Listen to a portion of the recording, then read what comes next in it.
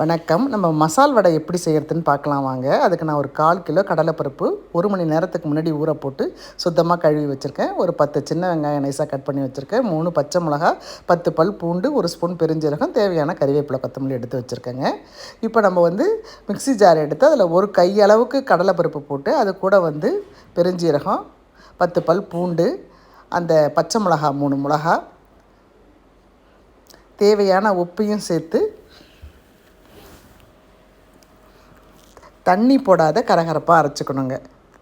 தண்ணி போடாத கரகரன்னு அரைச்சிக்கணுங்க. அதை கரகரப்பான அரைச்சின்னு இந்த மாதிரி அரைச்சிக்கணுங்க. இதை வேறு பாத்திரத்தில் மாற்றிக்கலாம். இப்போ மீதமுள்ள கடலைப்பருப்பை மறுபடியும் மிக்ஸி ஜாரில் சேர்த்து இதே மாதிரி கரகரன்னு அரைச்சிக்கணுங்க.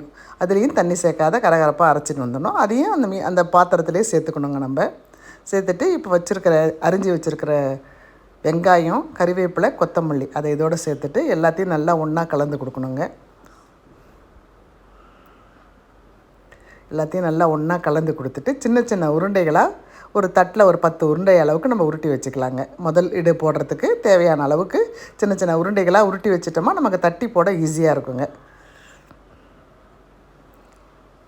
அடுப்பை பற்ற வச்சு ஒரு வானல் வச்சு வானலில் தேவையான எண்ணெயும் போட்டாச்சுங்க. ஒரு உருண்டையை உள்ளங்கைக்கு நடுவில் வச்சு இன்னொரு கையால் அமுக்கி எடுத்தோமா அழகாக ரவுண்டாக வந்துடுங்க. ரொம்ப மெல்லிசாக போடாதீங்க, கொஞ்சம் குண்டு குண்டாக போட்டால் தான் நல்லாயிருக்கும். இது மிதமான தீயில் தாங்க வேகணும். ஒரு 10 நிமிஷத்துக்கு மேலே ஆகும். மிதமான தீயில் வேக வச்சோமா கருகாமல் நல்லா பொன்னிறமாக வருங்க. ஒரு ஈடு வடை எடுத்தாச்சுங்க. மீதமுள்ள மாவை நான் பகோடா மாதிரி போட்டிருக்கேங்க.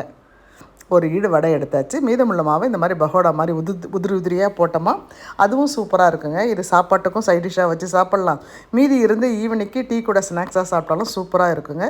ரொம்ப ஈஸியாக செய்திடலாங்க. இது ரொம்ப டேஸ்ட்டாகவும் இருக்கும். பிடிச்சவங்க ட்ரை பண்ணி பாருங்கள். நன்றி, வணக்கம்.